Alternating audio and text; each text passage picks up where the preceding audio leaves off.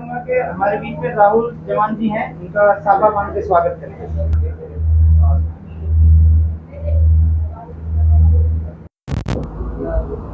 बस हाथ में दीजिए। अरे मैं इतना बड़ा नहीं हूँ।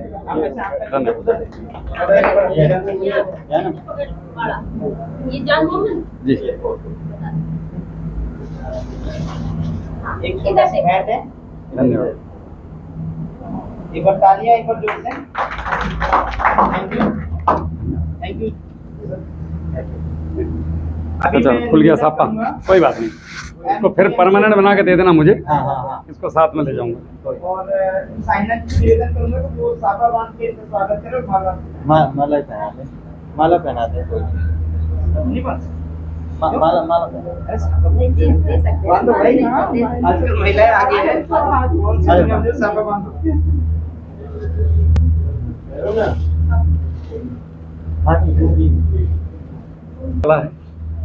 हर किसी से नहीं बनता है।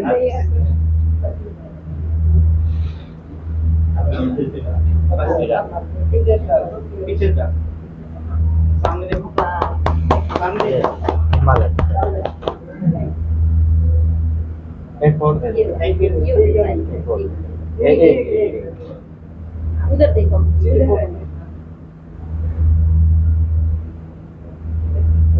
हमारे बीच में पिंकी जी हैं। बेटा सैरुना जी से निवेदन करूंगा कि वो चल कोई माला पहना के स्वागत करें।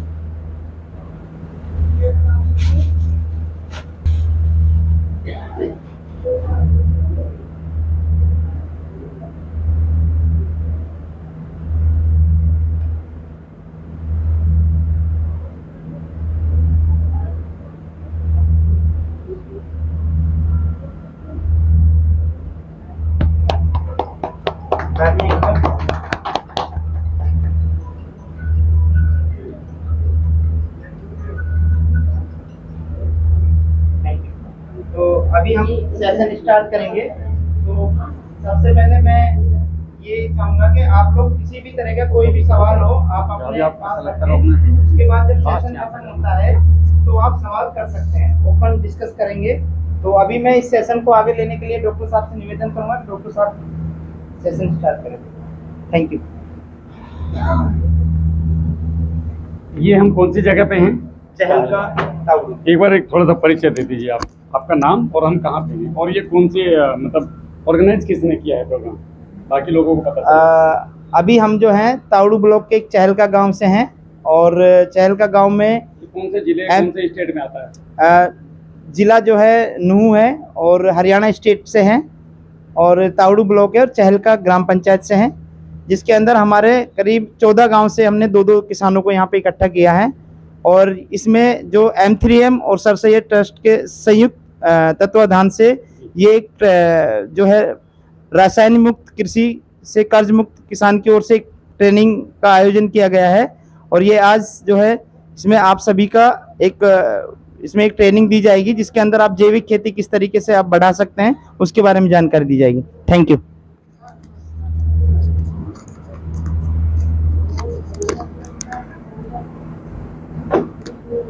नमस्ते, जय हिंद। मैं अपना एक परिचय दे दूं। मेरा नाम राहुल जवान है, मैं भारतीय सेना से रिटायर्ड हूं। रिटायर्ड केवल वर्दी से हूं, कर्म से नहीं हूं। सेना का काम है देश की रक्षा और सेवा करना। वो कई क्षेत्र अलग अलग हो सकते हैं, जैसे एक बॉर्डर होता है, एक अंदर भी होता है, तो अंदर भी हमारा कुछ फर्ज बनता है। मैं रहने वाला जिला बिजनौर का हूँ, पश्चिम उत्तर प्रदेश। मेरठ से आगे गंगा पार एक जिला पड़ता है हरिद्वार की तलहटी में, बिजनौर। बिजनौर से जब आप बरेली या मुरादाबाद की तरफ जाएंगे तो 7 किलोमीटर आगे दाहिनी तरफ मेरा गांव पड़ता है चौकपुरी। मैं एक छोटे से सामान्य किसान का बच्चा हूं। 2002 में सेना में भर्ती हुआ। उसके बाद 2012 के दौरान खाना खाना गए थे दोपहर को मैस में, तो एक महिला ने 2 बच्चियों के साथ आत्महत्या की हुई थी। उसका फोटो अखबार के फ्रंट पेज पे था। उस समय किसान बहुत ज़्यादा आत्महत्या कर रहे थे। तो जायज़ सी बात है, किसान का बच्चा है तो सोचेगा कि यार किसान को क्या हो गया, मतलब ये मर क्यों नहीं। घर पूछा तो घर वालों ने बोला कि भाई ये परेशान ना हो जाए, विचलित ना हो जाए, बड़ी मुश्किल से नौकरी लगी है। किसान का बालक अगर सेना में चला जाए या कहीं भी, चाहे वो चपरासी बने, वो सोचता है कि नौकरी करे पूरी, घर ना आ जाए। गलत बोल रहा हूँ? और आप लोग क्या बोलते हो कि खेती में हमने बहुत कद्दू में तीर मार लिए, तू आगे क्या करेगा, वहीं रहे, इसमें कुछ नहीं रखा। ये तो बोलते हो ना हर किसी को, भाई नौकरी कर ले या बिजनेस कर ले, खेती में कुछ नहीं है। तो मन में ये आया कि यार कुछ तो ऐसा करना है जो किसी ने नहीं किया किसानों के लिए। और वहाँ से फिर एक ललक जागी।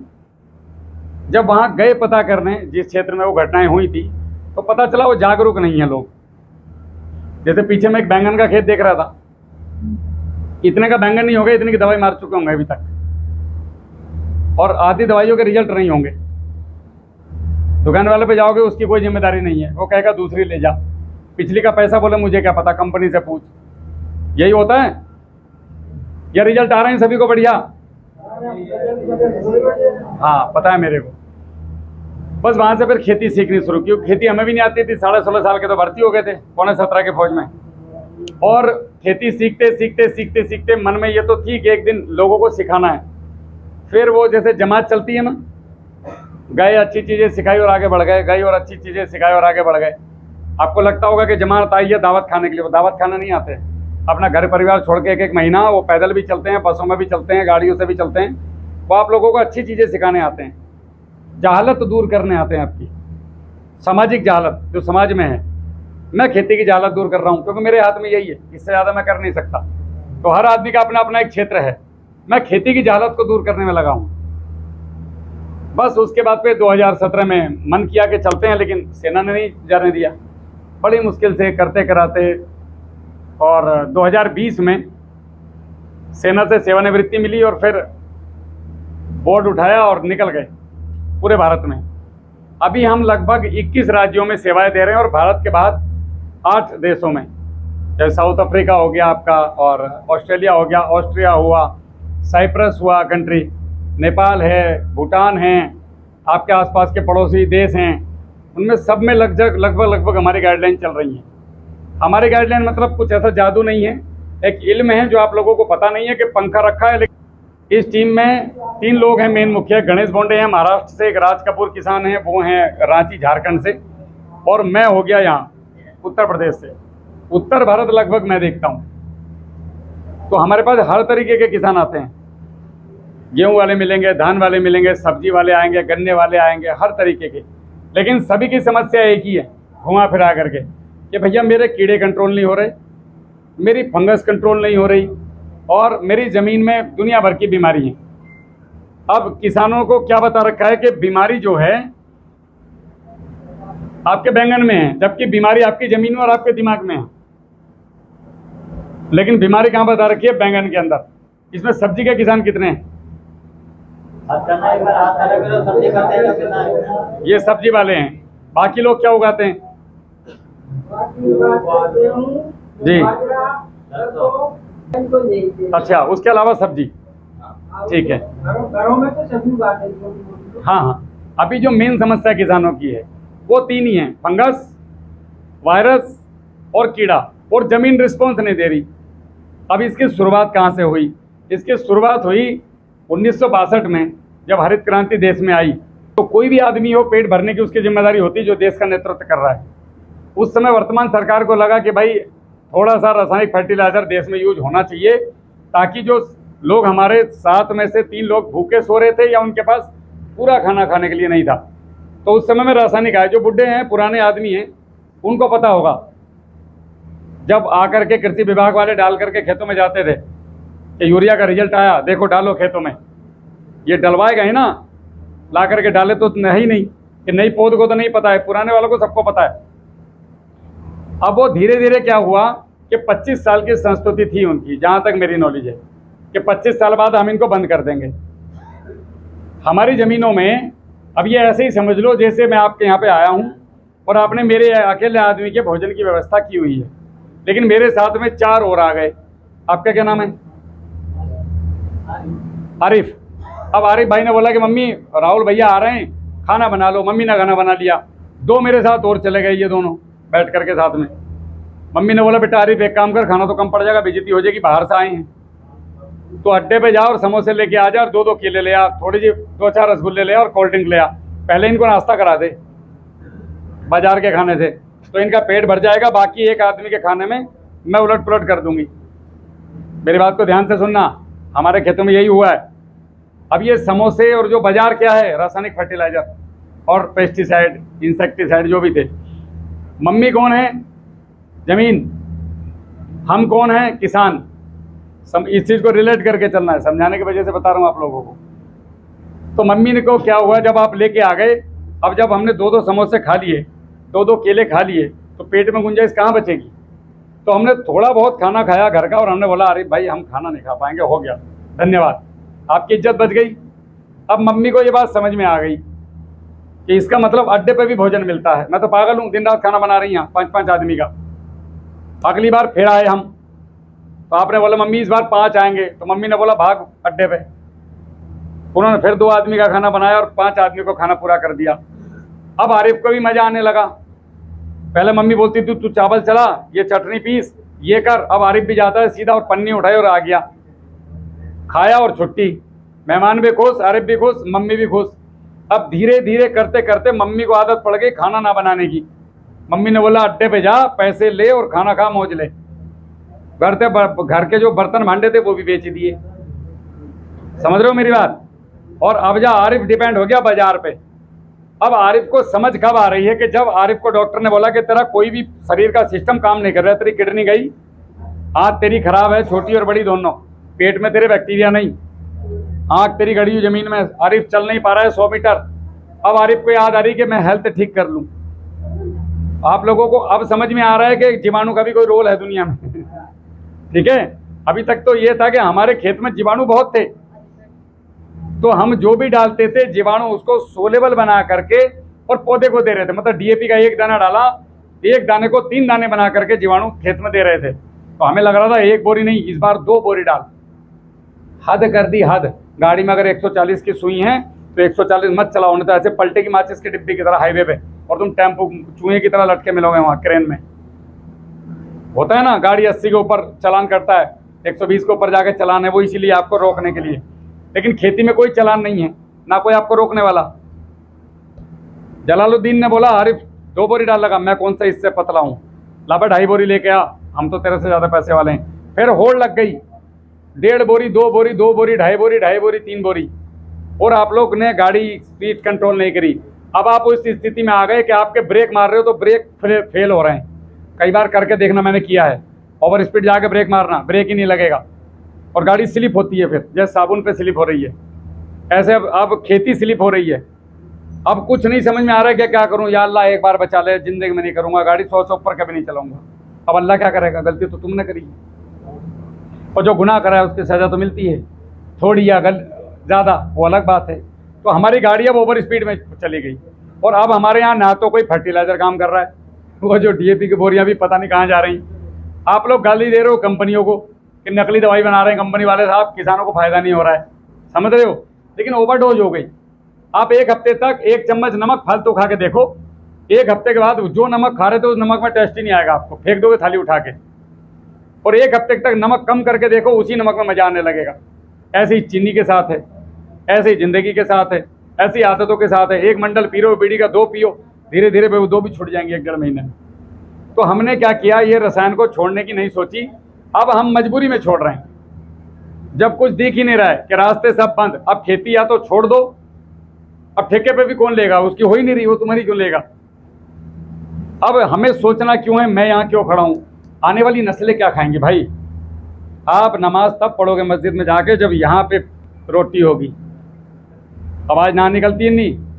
5 दिन मुल्ला जी को खाना मत दो और बोलो अजान लगाओ, वे कहेंगे आवाज़ ही ना निकल रही, मैं कहाँ से लगाऊँ, रोटी तो दे दो मुझे। तो हम अन्नदाता हमें इसलिए बोला जाता है, हम जितने भी दुनिया चल रही है उसको चलाने वाले हम ही लोग हैं, किसान। चाहे वो कपड़ा व्यापार हो, चाहे वो कोई भी हो, कोई भी सिस्टम हो दुनिया का, गाड़ी व्यापार हो, बिजनेस हो, बिजली का व्यापार हो, कुछ भी हो, हम किसान ही हैं उसके सूत्रधार। तो हमारे खेतों में जैसा उगेगा वैसा ही खिलाएंगे और वैसा ही उनका मन विचार बनेंगे। तो हम केवल जहर और जहर पे तुल गए, अनजाने में या जाने में। कई लोगों ने तो जानबूझ के भी डाला है, पता होता है उनको ये नुकसान देगा, फिर भी डालते हैं, डाल यार मुझे कौन सा बैंगन खाना है। ये मैंने किसानों के मुंह से सुनी है बात कि कौन सा मुझे खाना, बेचने के लिए है। अब ये सब्जी घूम फिर के तुम्हारी खाला के घर जानी भाई, और खाला कहेगी मेरी किडनी खराब हो गई, किसी कम वक्त ना बैंगन ऐसे दे दिए थे मुझे, अब तुम धीरे से कहोगे खाला उगाए तो मैंने नहीं थे। अब हमने करना क्या है, फिलहाल हम कहाँ आए, कैसे आए, ये समझ में आया। ये समोसे यहाँ लेके आए हमें, अगर वो समोसे का चटकारा नहीं लगा होता या थोड़ा बहुत खा के नमस्ते कर दी होती तो यहाँ नहीं आते। हमारी जो खेत की तैयारियां हैं, हमारी जो ज़मीनें हैं, हमारी ज़मीनों में कुछ भी समस्या जितनी भी आई है अभी तक, इनको दूर करने का एक ही तरीका है। जो जीवाणु हमने भगा दिए आप उनको वापस बुला लो। जीवाणु क्या हैं? कुदरत ने ज़मीन में फंगस से लड़ने के लिए दिया है ट्राइकोडर्मा। वो दुकान पे नहीं, आपके हिसाब से दुकान पे मिलता है, समझ रहे हो, लेकिन वो यहाँ पे है। मेरे हिसाब से मस्जिद में खुदा है, लेकिन खुदा तो यहाँ भी है, खाली मस्जिद में नहीं है। मस्जिद एक जगह है जहाँ पे मैं उसको याद कर सकता हूँ शांति के साथ, समझ रहे हो मेरी बात। तो खुदा हर जगह पे है, कण कण में है, या तो वो कहीं नहीं है, और है तो वो सब जगह है। ऐसा कोई कानून नहीं कि मंदिर में ही भगवान है, वो सब जगह पे है। तो ये जो जीवाणु हैं ये हर जगह पे हैं, लेकिन हमने रसायन डाल डाल के उनके रहने योग्य जो जगह थी उसको खराब कर दिया, जमीन के पूरे सिस्टम को, इको सिस्टम को बिगाड़ दिया।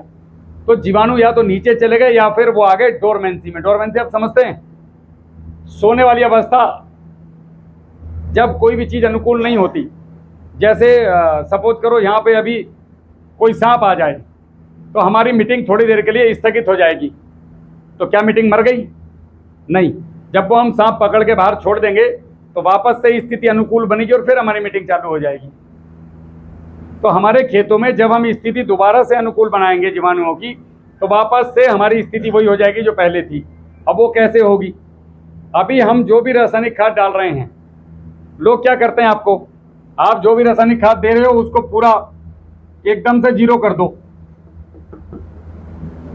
आप यहाँ पे बैठे हो 4-5 आदमी है, बुढ़े बुढ़े बेचारे जो मेरे जैसे हैं, अब इनको बोलोगे ऊपर से कूद जाओ तो हाथ पैर टूटेंगे कि नहीं? इनमें से 1-2 के तो जरूर टूटेंगे, बाकी की हड्डी ठुकेगी। 1-2 शर्म के मारे कहेंगे नहीं, ठुकेगी, लेकिन कहेंगे नहीं नहीं मैं ठीक हूँ। लेकिन अगर मैं सीढ़ी दे दूँ तो कोई दिक्कत है?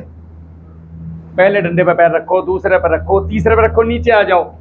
तो एकदम रासायनिक खेती से ऑर्गेनिक पे जाना, ये एक तरीके से ऐसा है जैसे चलती मोटरसाइकिल पे हाथ छोड़ के कूदना। समझ रहे हो मेरी बात? अब लोग बोलते हैं कि साहब अगर मैं ये कम करूंगा रसायन तो मेरी उपज घटेगी। हाँ ना बोलो, नहीं तो मुझे लगेगा सो रहे हो। ठीक है, तो भाई सामने वाले ने तो कह दिया आधा कर दो, भैया आधा तो कर देंगे। हमारी जो उपज कम आएगी, मेरा जो उपज कम आएगी, मेरे बालकों की फीस कौन देगा? मैं जो लोन लेके बैठा हूँ वो कौन देगा? उस समय कोई ज्ञान देने नहीं आता है। आपको बढ़िया बढ़िया प्रोडक्ट बेचने और अच्छी अच्छी दवाई बताने तक लोग आते हैं। जब हार्वेस्टिंग होगी उस समय एक भी नहीं आएगा जब बैंगन 2 रुपए किलो बिकेगा। एक आएगा ही नहीं वो, क्योंकि तुम पूछोगे तेरी 1500 रुपए की शीशी डाली थी, बैंगन तो 2 रुपए किलो जा रहा है, कुछ मदद कर दे। वो कहेगा मैं इसमें कुछ नहीं कर सकता। जब तू कुछ नहीं कर सकता तो यहाँ ज्ञान देने क्यों आया था 1500 रुपए की शीशी लेके? हम तो 500 रुपए की शीशी में खुश थे। ये चीज पूछनी है आप लोगों ने सामने वाले से, कि कंधे से कंधा मिला के खड़ा है लास्ट तक तो बता, नहीं तो माला पहनाओ गले में, कैसी पहनानी वो आपको पता है। और 4-5 दिन बैंगन में नलाई करवाओ, गाड़ी जब्त कर लो यहीं, और तब उसको जाने दो, वो दोबारा नहीं आएगा यहाँ कभी शीशी बेचने के लिए। समझ में आई बात? या तो गारंटी ले, जिम्मेदारी ले, नहीं तो तेरी गाड़ी इधर खड़ी, हम सभी से बेच के पैसे बांटेंगे जो हमारे लगे। 300 किसी के, 200 किसी के, 500 किसी के। भाई तुम्हारी किसी दवाई ने काम नहीं किया तो जिम्मेदार कौन? तुम ये नहीं कह सकते मैं क्या करूं। तो किसान भी कह देगा मैं क्या करूं, मेरे पैसे दे दे, तेरी गाड़ी ले जा। ऐसा 2-4 जगह जब तक नहीं होगा तब तो लोग नहीं सुधरेंगे। हमने क्या करना है, आपके पास जो भी रासायनिक खाद अभी है, जैसे आप यूरिया देते हैं, इसको भट्टी खाद बनाना है। हम लोगों ने इसका लगभग 6-7 साल पहले दिमाग इधर गया कि हम जो भी आज खाद दे रहे हैं तो वो खाद हमारा 80% तक फिक्स हो रहा है। कितना? 10 में से 8 हिस्से वो देना, जरा दूसरा वाला मार्कर, वो मोटा है। 80% हमारा जमीन में रह जाता है। यानी कि आपने अगर 1 कुंटल खाद दिया तो 1 कुंटल खाद में से आपका जो जमीन में रह जाएगा वो कितना रहेगा? 80 किलो। वो किसी का नहीं, बेकार। अब ये सोचो, ये 80-80 करके कितना जमीन में जहर पड़ा हुआ है। तो ये नुकसान कैसे देता है? आप लोग बोलते हो कि डीएपी, यूरिया, सब लोग ज्ञान पेलते होंगे आकर के कि जहर है, जहर है। वो जहर नहीं है, उसको देने का तरीका जहर हो गया। जैसे मुल्ला जी चाय पी रहे हैं, अब हम 2 चाय पी रहे हैं तो ठीक है, अब ये 20 पीने लगे तो जहर हो गई महाराज, समझ रहे हो मेरी बात, ये जहर बन गई। तो चाय जहर है क्या? नहीं, चाय को पीने का तरीका जहर है। घी जहर है, 1 किलो पी लो जहर बन जाएगा। दही जहर है? नहीं है, 5 लीटर पी लो जहर बन जाएगी। तो हमारे खाद देने का तरीका जहर है, खाद जहर नहीं है। ये तो भोजन है, urea, DAP, potash, magnesium, sulphur, calcium, ये तो जमीन को चाहिए। अब वो आपके ऊपर है, आप उसको प्राकृतिक तरीके से दो और रासायनिक तरीके से दो। मतलब मैं आपके घर आया हूँ, सलीम भाई की क्या सलीम बताया था, आरिफ भाई के घर गया हूँ, इनकी जिम्मेदारी है मुझे खाना खिलाना। अब ये होटल से ला के खिलाओ, इनकी मम्मी बनाए, या ये पड़ोसी से मांग के लाएं, या किसी के घर इनकी दावत हो वहाँ मुझे ले जाएं, फिलहाल मेरा पेट भरना इनकी जिम्मेदारी है। तो हमें ये देखना है कि मैं किस तरीके से अपने खेत में खाद दूं ताकि मेरा पैसा बचे, मेरी जमीन बचे। किसान के 3 चीजें हैं, सबसे पहले मेरी जमीन सुरक्षित हो, मेरा खर्चा आधा हो जाए, ठीक है, और मेरी आमदनी बढ़ जाए। चाहे 20% मेरी फसल बढ़े, इस साल 1 कुंटल बैंगन आए थे, अगले साल 1 कुंटल 20 किलो आने चाहिए, तो भैया मैं सही जगह पे हूं, वरना तो गलत रास्ते में। अब ये कैसे संभव है वर्तमान स्थिति में? तो जब भी आप लोग बैंगन लगाते हैं या कोई भी सब्जी लगाते हैं, आप लोग करते क्या हो मैं बताता हूँ। दुकान पे गए, 1-2 कीटनाशक लेके आए, 1-2 फंगस की दवाई लाए, और 12-32-16 या 20-20-0-13 या आपका यूरिया या डीएपी लाए, वो खेत में फेंक के मारा, रूटावेटर चलाया, बेड बनाए और खेती कर दी, उसमें चालू मामला। और फिर शुरू में ही दुकान पर चले गए। नमस्कार साहब, पहले ही दिन आप लोग कहाँ चले गए? पहले ही दिन दुकान पे, ठीक है, वहीं से तुम्हारी बर्बादी शुरू। इधर बैंगन का पेड़ लगा, उधर तुम दुकान पे तुम्हारी मोटरसाइकिल गई, क्योंकि अगले दिन बैंगन कान ढलका के खड़ा है नीचे। अब वहीं से तुम्हारी होच पोच चालू हो गई कि भैया एक काम कर, कॉपी बना ले मेरी, बाद में हिसाब कर दूंगा तेरा। उसको जो दवाई आ रही है 800 रुपए की दवाई, ये पड़ रही है 325 रुपए की, तुम्हें दे दी 800 रुपए की। उसने देखा यार आरिफ तो मूर्ख है, वादा 8वीं पास है। आरिफ भाई कब देगा पैसे? नवंबर में 916 रुपए। हाँ ठीक है जा। तुम्हें आदमी ने रह गई कितने की थी, क्योंकि वो डब्बा भी खेत में जा चुका होगा। लास्ट में करते करते इसने बैंगन के बराबर ये दवाई कर दी।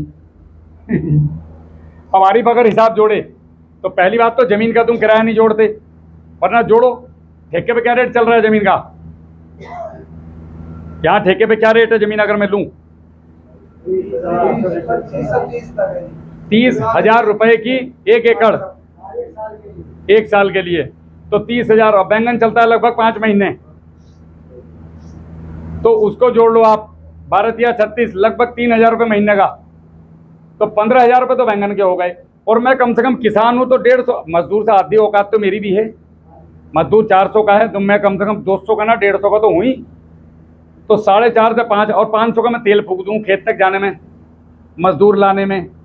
मोबाइल का रिचार्ज भी कराता हूँ कि भाई जलालू कहाँ है भैया, मेरी घास उखड़नी थी ना भैया, प्रधान जी मैं तो कल को आऊँगा। तो 5,000 रुपये मेरे जोड़ लो महीने के, 25,000 मेरे हो गए, और 30 ये हो गए, 55-60 हज़ार रुपये तो ये जोड़ो जो तुम कभी नहीं जोड़ते। बचत तो 1 रुपए की भी नहीं है अगर हिसाब जोड़ोगे तो। घर से दे रहे हो, अगर जमीन ठेके पे ले ली तो अपनी मजदूरी फ्री, तुम्हारी कोई वैल्यू नहीं, ना कंपनी की नज़र में ना उसकी नज़र में, क्योंकि किसान की इज्जत करने को तैयार नहीं।